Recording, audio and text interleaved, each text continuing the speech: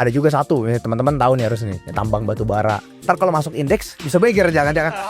Lebih cuan invest di Indo atau di US sih Kosum? S&P 500 for the 10 years itu kurang lebih bisa belasan persen sampai 17% CAGR ya. Belum tambah untung kurs ya kalau kita misalnya invest in USD bisa let's say hampir 20%.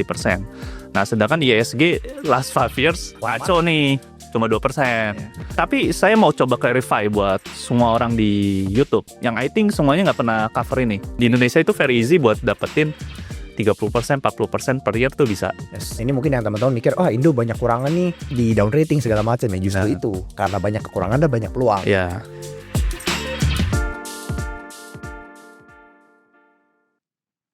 Halo Bapak Ibu, welcome to Think. Mungkin Bapak Ibu banyak yang penasaran, benefit apa aja sih yang bisa didapetin kalau misalnya join ke Think. Nah, di video kali ini saya akan menjelaskan benefit apa aja yang Bapak Ibu bisa dapatkan kalau misalnya Bapak Ibu join ke dalam Think. Yang pertama ada kurikulum, yaitu modul pembelajaran investasi dari A sampai Z sesuai dengan framework Think. Berikutnya ada investment research, ya studi kasus kita, monthly investment ideas kita, top ide saham yang bagi kita cukup menarik untuk dianalisa lebih lanjut, dan juga ada investment workshop. Workshop ini merupakan eksklusif private workshop ya, dimana mungkin kalau kalian spend 2-3 juta untuk ikut workshop-workshop di luar sana belum tentu cocok. Tapi di workshop ini kita nggak cuma lecture, bakal praktek langsung bersama dengan beberapa senior analis dari Think. Gak cuma itu, kalian bakal dapetin akses untuk join ke forum diskusi private kita, di mana di grup tersebut tentunya kita akan berdiskusi lebih lanjut mengenai investasi saham, ide-ide yang menarik, ataupun analisa-analisa studi kasus lainnya. So Bapak Ibu, let's think, then we earn together. Halo teman-teman, welcome to Chatting. Nah, hari ini kedatangan Pak Sumadi, kita ingin bahas pertanyaan sejuta umat. Lebih cuan invest di Indo atau di US sih Kosum? Nah, ini pertanyaan banyak banget yang nanya. Kita lihat di DM Instagram, di YouTube juga banyak yang komen. Ada beberapa yang komen, kenapa nggak invest di US? Ya, uang besar kan di sana. Langsung aja dari pandangan Pak Sumadi sendiri, coba kita bahas dari sisi market dulu sedikit aja kali ya. Sedikit. Emang apa sih bedanya market US dengan market Indo Kosum? Memang nggak bisa dipungkirin deh Jo. Seluruh uang ada di US. Itu istilahnya epicentrum semua finansial itu semuanya di US. For the context lah buat teman-teman di YouTube ya. Jadi kayak nomor satu kan sekarang market cap di US itu Nvidia. Iya. Kurang lebih 3,9 triliun USD. Kalau dijadiin IDR kurang lebih 60 ribu IDR. IDR 60 triliun. Ya, 60 ribu triliun rupiah. Nah ini kalau buat konteks lagi Indonesia kalau digabung semuanya itu paling cuma 12 ribu. Jadi Indonesia digabung 900 perusahaan, ditotalin market cap-nya 12.000 triliun. Nvidia satu perusahaan 60.000 triliun. Yes, 5 kali lipat. 5 kali lipat. Misalnya contoh lagi lah, Berkshire top 10 terakhir lah, market cap. Itu 1 triliun USD. Berarti 16.000 triliun rupiah. Ya, rupiah. Jadi kalau ditanya seluruh uang di US ya benar. Nah ini yang kita tidak bisa pungkirin top istilahnya pendapatnya mereka. Bagaimana dia mengakses makro semuanya di pendapatnya dari sana semua. Jadi kalau kayak kemarin ya pas trading halt JP Morgan istilahnya panis Indonesia, semua MSCI turunin bobot kita, pasti ISG hancur. Makanya for the context ya, S&P 500 for the 10 years itu kurang lebih bisa belasan persen sampai 17% CAGR ya. Belum tambah untung kalau misalnya untung kurs ya kalau kita misalnya invest in USD bisa let's say hampir 20%. Nah, sedangkan ISG last 5 years ngaco nih, cuma 2%. Nah, tapi saya mau coba clarify buat semua orang di YouTube yang I think semuanya nggak pernah cover ini. Cuma Think yang cover lah. Jadi gini, kalau teman-teman hanya lihat indeks, itu berarti nggak memfaktorkan soal namanya dividen. Sedangkan perusahaan di Indonesia ini sangat banyak sekali perusahaan bank dan komoditi yang top market cap. Dan itu bagi dividennya royal sekali. Contoh dah, teman-teman pasti ada yang punya Bank BRI, Bank Mandiri. Dapat dividen berapa? 8% kan? Di tangan. Harga sahamnya kesannya segitu-segitu aja. Ya itulah ISG, kesannya segitu-segitu aja. Tapi uangnya diberikan lewat cash, dividen. Ya, dividen. Makanya kalau saya cerita, apakah invest di US atau di Indo? Tergantung sebenarnya. Kalau duit Bapak Ibu di atas 10 triliun, mungkin boleh pilih US karena market cap-nya lebih besar. Tapi kalau masih di bawah 10 triliun, saya rasa masih bisa di Indonesia. Karena masih banyak kok market cap yang bisa menyerap seuang 1 triliun. Misalnya bank-bank besar itu bisa nyerap. Apalagi pas kemarin gampang banget. Ditendang MSCI gitu kan. Iya. Bang ada turun ya, justru itu sebenarnya kesempatan. Ya. Kesempatan untuk kita bisa dapat perusahaan bagus di harga murah. Ya, tapi Betul. mungkin sedikit mau nambahin Kosum nih.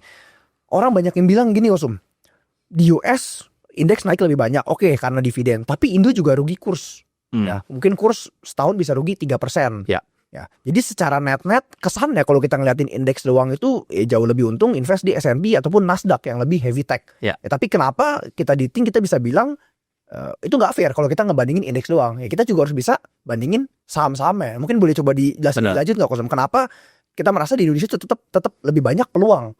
Ya, karena gini, kalau kita cuma lihat indeks, ya kan berarti kita beradu kita tanpa analisa. Ya. Padahal sebenarnya kalau kita mau belajar dikit lah, nggak usah kayak belajar maksudnya kayak kesannya 3 jam per hari, enggak. As long you istilahnya open your eyes, open your ear gitu ya. Sebenarnya peluang tuh di mana aja. Misalnya let's say lah 2 months ago, pas kemarin JP Morgan turunin kita rate kita ya. Itu kan langsung ARB gitu segala. Dan if you buy 3 bulan lalu Bank BRI, Bank Mandiri, sekarang udah anyway udah naik lagi ya 5.000 Bank Mandiri. Dapat dividen hampir 10%, naik juga sampai 10%, berarti kan 20% di tangan. 3 months. In 3 months gitu. Memang kita harus tahu margin of safety-nya berapa, Yes. intrinsic value-nya berapa, dan itu kita bisa mendapatkan kesempatannya. Misalnya lu cek lah Jo, kayak lu dapat Eral misalnya. Ya misalnya itu juga, anyway ini bukan rekomendasi beli atau jual saham ya. Ini saham udah kita bahas di Ting Class di tahun lalu bahkan sebelum harga saham naik. Basically karena memang kita cherry picking, ya kita kan nggak mau index investing nih. Kita sedikit lebih aktif, spend waktu, ya buka mata kita, buka telinga kita, dapat kok peluang. Tiba-tiba waktu itu lihat di laporan keuangan, Eral kuartal 2, kuartal 3-nya mulai naik tuh. Ya. Nah, Kosum juga sempat bilang kan, coba cek Eral nih. Ya. Dia ada Kosum customer ya, jam tangan. Jam tangan Eral. Kan pas cek, oh iya loh, tiba-tiba labanya naik banyak. Kita iseng-iseng ngecek naik kenapa? Karena memang segmen retail dia itu lagi growing. Ya. Makanya kita langsung bedah bareng di Ting Class. Pada saat itu mungkin harga saham masih di bawah 300 ya. Ya. Sekarang udah 370, 380. Ya. Jadi sama kurang lebih ya 20% in 6 months ya kan. 6 months, benar. Which is very good. Ada juga PBSA dulu kita bahas. Yeah. PBSA juga sama. Kurang lebih dapat 30% in 6 months. Dan kalau ditanya kenapa kita bisa dapat return di saham Eral, PBSA, ya karena kita do some research. Jadi nggak benar-benar beli indeks, diamin enggak. Kita pinpoint dari indeks kan ada yang bagus, ada yang biasa-biasa aja, ada yang kurang bagus. Nah, coba kita buang dulu nih yang kurang bagus. Kita buang yang biasa-biasa aja. Kita pilih yang bagus-bagusnya. Dimana di Indonesia kita memiliki edge untuk bisa pilih ya invest di saham yang kita paham bisnisnya. Benar. Mungkin kalau di US kan tadi Kosum bilang, oh banyak ada Nvidia, Apple, itu kan saham-saham tech. Belum tentu semua orang ngerti. Benar. Ya kalau mau blind buy gitu ya, bet 1 beli di index, I agree. Mungkin in the long run US bisa lebih untung. Tapi kalau kita do some research, kita pilih perusahaan yang kita paham bisnisnya, ya kita bisa turun ke lapangan, kita survei, lihat ini pertumbuhannya ke depannya gimana. Di Indonesia, wah enak banget. Ya, mungkin lu ada masuk era juga kan, era aja. Iya, itu tendang malah Kosum. Malah memang gue kontrarian kan Jo. Saat when everyone feel kita harus great, Benar. ya kan? Yang dimana orang ngejar-ngejar, wah ini saham masuk MSCI baru beli, kita kebalik.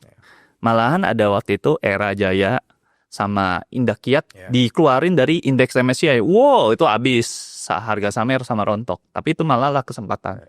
Nah, inilah kesempatan-kesempatan ini yang bisa kita dapatkan di Indonesia. Karena kita nggak bisa pungkirin faktor foreign ini sangat kuat. Yes. Yang tadi kita bilang ya, US ini kan tidak bisa pungkirin dia sebagai epicentrum ya.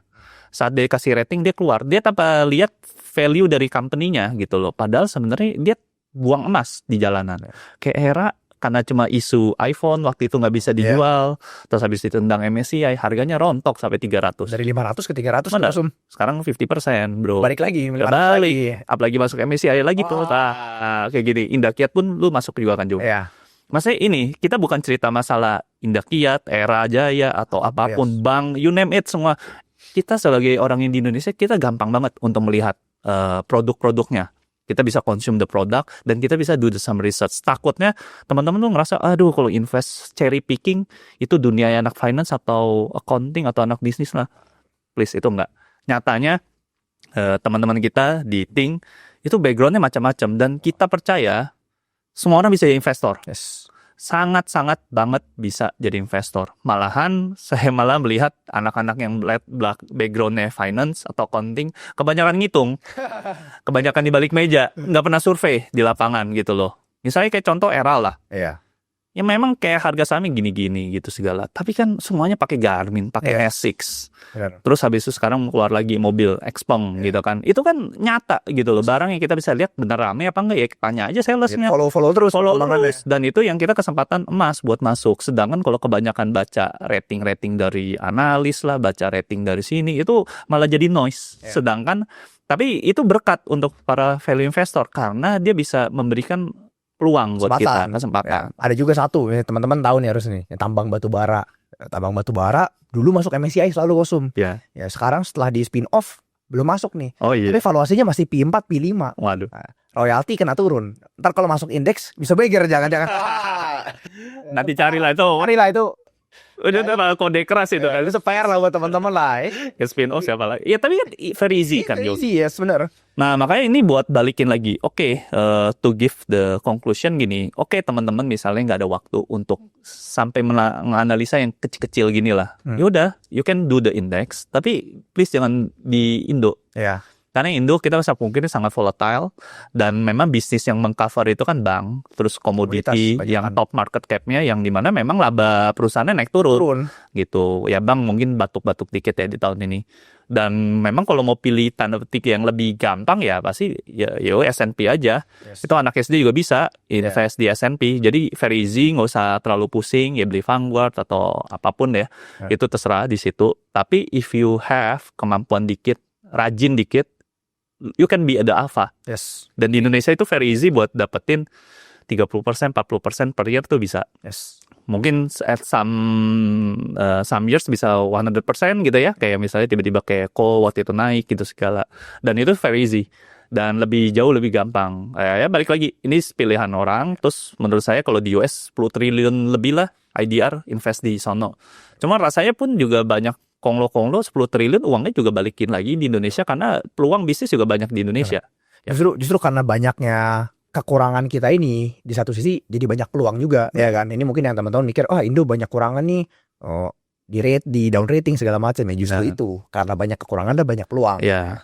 Jadi balik lagi kita sebagai investor ya kita harus selalu menjadi opportunis. Ya, kita ngelihat ada peluang mana, mau di US lagi naik, Indo lagi naik atau turun nih, kita nggak masalah, nggak usah pusingin kepada faktor makronya. At the end dapat perusahaannya bagus nggak, valuasi yang kita beli itu ada margin of safety-nya nggak, itu yang paling penting. Despite ya kita mau ngomongin, ini sahamnya naik ya, kalau mau adu saham-saham naik daripada dipaksa beli saham lucu-lucu, mendingan sekaligus beli Nvidia. Nvidia gocap, mendingan Nvidia sekalian 50 market leader. Beneran growing ini, beneran growing ya kan. Ya maksudnya GPU-nya dipakai di Microsoft, Google dan lain-lain. But anyway, itulah yang sebenarnya kita lakukan sebagai investor gitu. Kita banding-bandingin the opportunity cost gitu. Nah, misalnya memang di US sekarang banyak kan narasi teknologi dan lain-lain ya.